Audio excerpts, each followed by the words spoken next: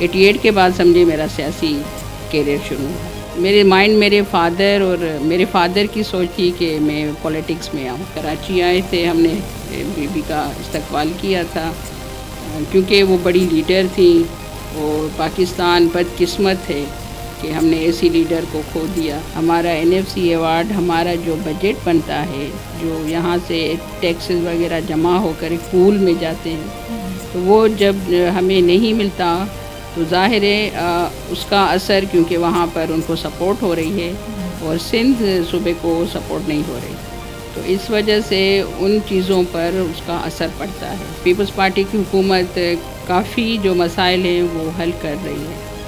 کراچی میں دیکھیں اور ہر ضلع میں پاکستان پیپلز پارٹی کے لوگ بیٹھے ہوئے ہیں، وہ عوام کے پاس جا رہے ہیں، عوام کا مسائل حل کر رہے ہیں. غریب عوام کے ساتھ ہم کھڑے ہیں، تو اس کا یہ اثر ہوا ہے پروٹیسٹ کا کہ جو ابھی فرسٹ کو جو پیٹرولیم کی قیمت بڑھا رہے تھے 7 روپے، تو وہ نہیں بڑھی، اس کا اثر ہوا ہے. السلام علیکم ناظرین، آج ہم میڈم غزالہ سیال کے ساتھ ہیں. ان سے کریں گے کچھ زندگی کے معاملات، اس کے علاوہ اور اس کے متعلق سیاست کے بھی کچھ سوالات کریں گے. آئیے تو ان کی لائف کے بارے میں جانیے گے. السلام علیکم میم. وعلیکم السلام، کیا حال ہے؟ مہربانی آپ کی، آپ میرے گھر آئی ہیں. میم، میرا سوال ہے کہ آپ کا جنم کون سے شہر میں ہوا اور آپ نے جو شروع کی لائف ہے وہ کہاں گزاری؟ جی بالکل، میرا جنم ڈسٹرکٹ خیرپور، بہت فیمس شہر ہے، ضلع ہے پاکستان کا، جہاں پر کھجور بہت ہوتی ہے اور کھجوروں کے حوالے سے وہ ضلع خیرپور بہت فیمس ہے. وہاں میرا جنم ہوا تھا اور اس کے بعد ظاہر ہے جب بندہ اس لیول پر آتا ہے 5 سال کے بعد تعلیم شروع ہو جاتی ہے. تو ادھر کے بہت فیمس اسکول تھا ہمارا کو ایجوکیشن سینٹ ریزاز ہائی اسکول، وہاں پر میری ابتدائی تعلیم شروع ہوئی اور وہاں سے ہی میں نے میٹرک کیا. میٹرک کے بعد ہمارا وومن کالج ہے خیرپور میں، انٹر میں نے وہیں سے کیا. اس کے بعد شاہ عبد اللطیف یونیورسٹی میں ماسٹر اکنامکس میں، اور اس کے ساتھ ماسٹر کے ساتھ میں LLB بھی کر رہی تھی. تو ابھی لا بھی میرا ہے، LLB بھی ہوں، اور اکنامکس یونیورسٹی سے ماسٹر پاس کیا ہے. اچھا، اس کے دوران میٹرک میں ہی تھی تو جب محترمہ بے نظیر بھٹو صاحبہ آئی تھی 86 اور 87 کے دور، تو ہمارا گھر جو میرے والد، میری فیملی ساری پیپلز پارٹی میں تھے، وہ پیپلز پارٹی کے لیے کام کرتے تھے. اور جو ضیاء الحق کا دور تھا وہ یاد تو نہیں ہے مجھے، میں بہت چھوٹی تھی، لیکن میری امی، میرے بابا اور میری فیملی کے اور ممبر، وہ سب اس تحریکوں میں، اس جد و جہد میں، وہاں کا ماحول تھا جو خیرپور کا، اس میں سب شامل تھے. کیونکہ بچپن سے ہم دیکھتے ہیں کہ ہمارے گھر میں جو بھی بندہ ہوتا ہے، یا ڈاکٹر ہوتا ہے، یا انجینئر ہوتا ہے، یا ٹیچر ہوتا ہے، تو وہ اپنے ماحول کو اس کے مطابق چلتا ہے. تو ہمارے گھر میں بھی سیاسی سوجھ بوجھ تھی، تو اس وجہ سے چھوٹے چھوٹے سے پروگراموں میں، جیسے 86 اور بے نظیر بھٹو صاحبہ کی 88، تب تو ہمارا کارڈ بھی نہیں بنا ہوا تھا، شناختی کارڈ، ووٹ بھی نہیں دے سکتے. دل چاہتا تھا کہ دوسروں کو دیکھتے ووٹ بھی دیں ہم، لیکن وہ ہم نے تھوڑا سا ساتھ دیا تھا. وہاں کھڑے ہوئے تھے، وہ ماحول بڑا کرٹیکل ماحول تھا. 88 کا الیکشن ہو رہی تھی اور آمریت ختم ہو رہی تھی، جمہوریت میں ہم جا رہے تھے. جمہوریت میں تو ووٹ دیے ہم نے، اور محترمہ بے نظیر بھٹو جیت کر آئیں، وزیر اعظم بنی. اس کے بعد 88 کے بعد سمجھے میرا سیاسی کیریئر شروع ہوا. آپ نے اچانک یعنی سیاسی طرف کیسا فیصلہ ہوا، کیا مائنڈ میں تھا، کس طرح آپ نے سیاسی جو ہے قدم فیلڈ میں آنے کے لیے کیا سوچا؟ میں نے آپ کو بتایا نا، ہمارے گھر کا ماحول تھا کہ ہم لوگ، میری پھپھی، میری خالہ، میری امی، وہ سب جو ہیں کام کرتی تھی، لیکن وہ ٹیچر بھی تھی، پڑھاتی بھی تھی. میری امی پرنسپل تھیں کالج کی، تو ایجوکیشن کی طرف تو ہمیں غافل نہیں ہوئے ہم. لیکن میرے فادر کی سوچ تھی کہ میں پولیٹکس میں آؤں. میری امی چاہ رہی تھی کہ نہ، کیونکہ ہماری عورتیں بہت پولیٹکس میں جو ہے وہ کام نہیں کر سکتی، ہمارا ماحول نہیں ہے ارد گرد کا. تو اس وجہ سے میری امی کی سوچ ہوتی تھی کہ نہیں آپ یا تو ڈاکٹر بنے یا جج بنے، وکالت بھی کی ہے آپ نے، تو وکالت کر رہی ہیں تو جج بنے. تو میں نے ایک دو مرتبہ کوشش بھی کی کہ ایگزام میں بیٹھوں، لیکن میری سوچ وہ وہاں تھی کہ میں سیاسی لوگوں کے کام کروں، عورتوں کے مسائل وہ آتی تھی ان کے حل کرنا. تو میرے باپ کہتے تھے، بابا کہتے تھے کہ اس میں وہ لیڈرشپ کی کوالٹی ہے، اس کو وہ چھوڑو، میدان دو، تو یہ کیا کرنا چاہ رہی ہے. تو پھر میں سیاست میں شروع میں چھوٹی چھوٹی وہ جو ہماری تنظیم سازی ہوتی ہے پارٹی کی، ہر پارٹی کی ہوتی ہے، تو خیرپور میں میری آرگنائزیشن ہماری تھی، وہ مین ونگ پیپلز پارٹی کی، اس میں کام کرتے تھے. تو آہستہ آہستہ ضلع کی صدارت، ابھی میں ڈویژن کی پریزیڈنٹ ہوں اور ممبر آف سندھ اسمبلی بھی ہوں. میم میرا سوال ہے آپ سے، فنڈس جب آپ کا پہلا جو سیمینار منعقد کیا تھا کب کیا تھا اور کیسے اسٹارٹ ہوا تھا، کیا تھا اس میں؟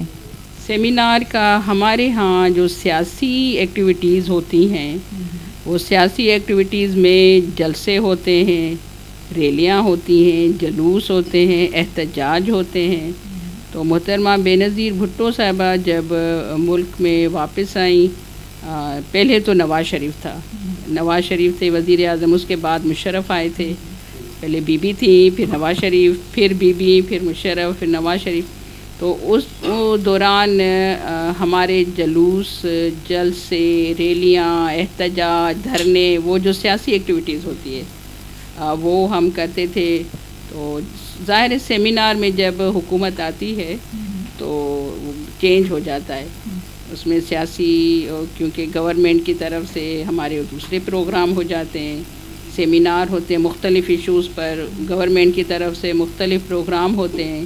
تو وہ الگ بات ہو جاتی ہے جب ہم گورنمنٹ میں آتے ہیں. اور جب ہم گراؤنڈ پر ہوتے ہیں تو ظاہر ہے وہاں پر ہم سیاسی بات کریں گے، اپوزیشن کی بات کریں گے، اور جو حکومت میں ہوتا ہے اس کے خلاف کریں گے.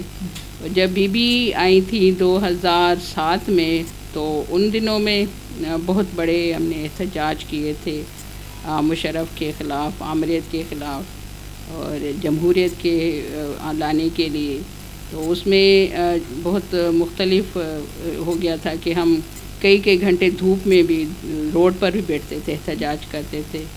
اور ایمرجنسی نافذ تھی. محترمہ بے نظیر بھٹو جب واپس آئی تھی، آپ کو پتہ ہے کہ بہت بڑا ان کا استقبال ہوا تھا پاکستان میں، اور اس میں بھی ہم شامل تھے. کراچی آئے تھے، ہم نے بی بی کا استقبال کیا تھا، کیونکہ وہ بڑی لیڈر تھی.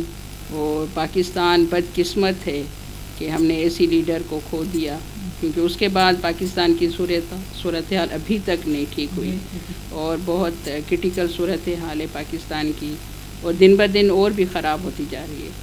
تو جب ایسے لیڈر نہیں ہوتے ملک میں تو صورتحال خراب ہو جاتی ہے. تو اس کے بعد یہی میں نے آپ کو بتایا، جب اپوزیشن میں ہوتے ہیں، ابھی ہم جو لیجسلیٹر ہیں مختلف ایشوز پر قانون سازی کرتے ہیں اسمبلی میں. پہلے میں ضلع ممبر بنی تھی، اور اس سے پہلے میں یونین کونسل کی الیکشن بھی جیت کر آئی ہوں، کیونکہ مشرف کے دور میں ڈائریکٹ الیکشن عورتوں کی بھی سیٹیں رکھی ہوئی تھیں 33%، وہ الیکشن جیت کر آئے. پھر ضلع کونسل کی الیکشن ہوئی، اس میں بھی میں کھڑی ہوئی تھی نیکسٹ ٹائم، اس میں بھی میں نے اچھے سب سے زیادہ ووٹ لیے.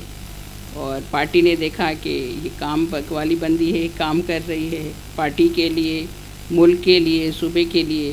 تو پھر مجھے 2 مرتبہ پیپلز پارٹی نے سیٹ دی ہے.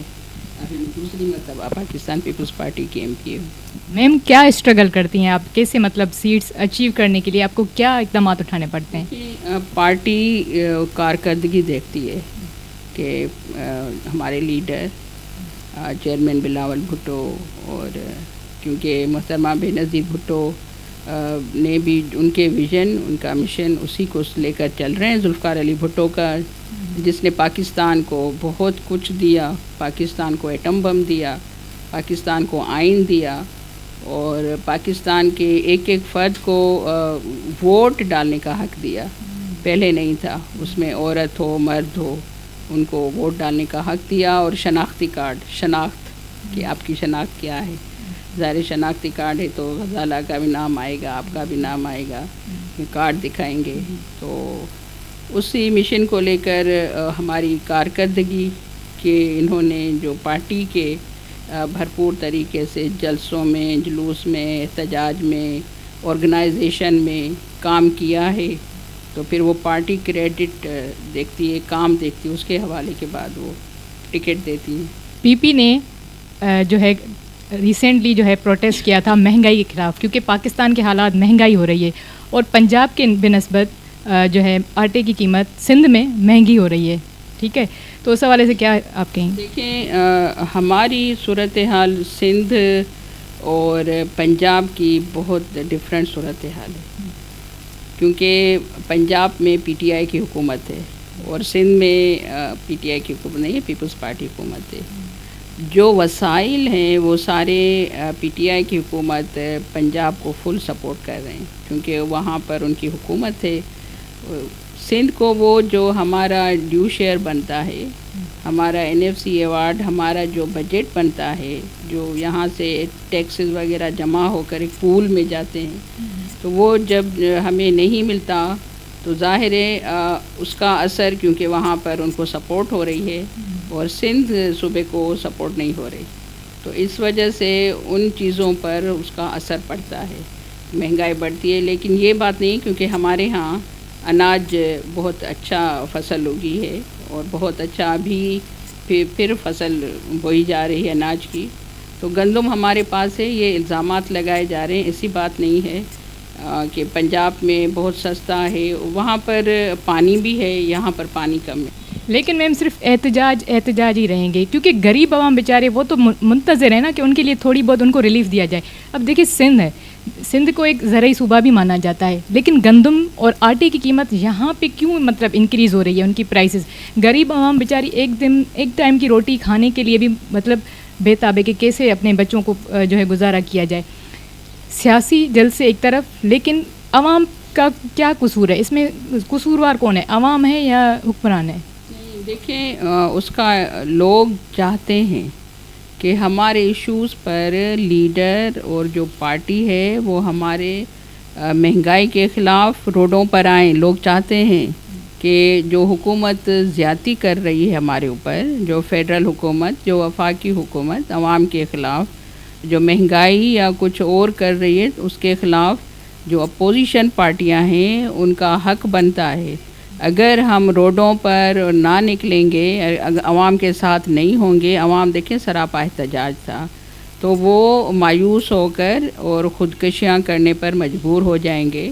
کہ دیکھیں، چاہے نواز شریف پارٹی ہو، چاہے پیپلز پارٹی ہو، چاہے کوئی اور بھی پارٹی ہو، وہ اگر روڈوں پر نہیں نکل رہے، ہمارا ساتھ نہیں دے رہے، تو آدمی یا انسان یا پاکستانی پھر مجبور ہو جائے گا.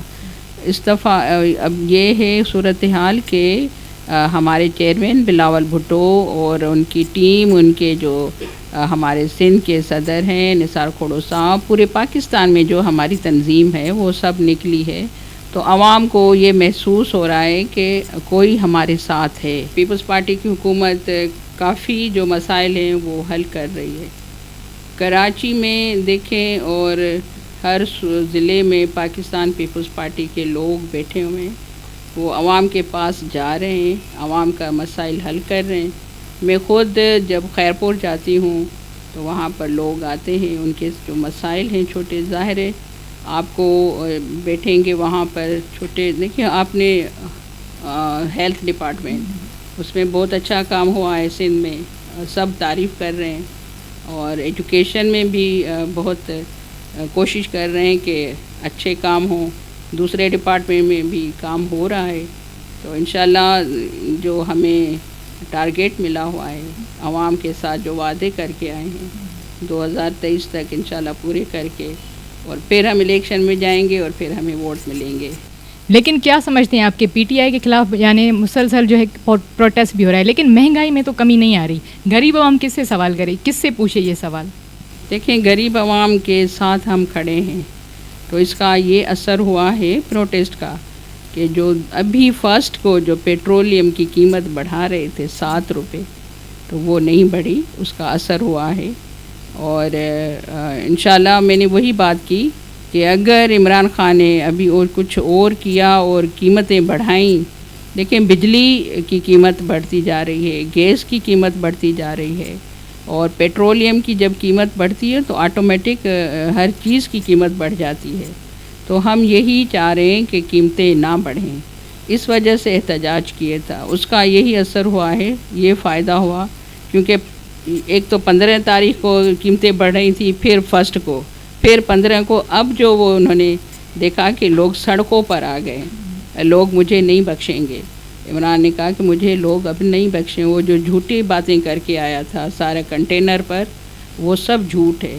تو وہ اب اس نے 1 جو ابھی آ رہی ہے، اس نے کہا کہ میں اب پیٹرولیم کی قیمتیں نہیں بڑھاؤں گا۔ تھینک یو میم، بہت اچھا لگا ناظرین۔ آج ہم میڈم غزالہ جو MPA تھی، غزالہ سیال کے ساتھ موجود تھے، ان سے جانے سوالات اور مہنگائی کے بارے میں بھی کچھ پتہ چلا، اور اس کے جانے اس کے زندگی کے بارے میں۔ کسی اور ایشو پہ ملیں گے، تب تک مجھے دیجیے اجازت۔ اللہ حافظ۔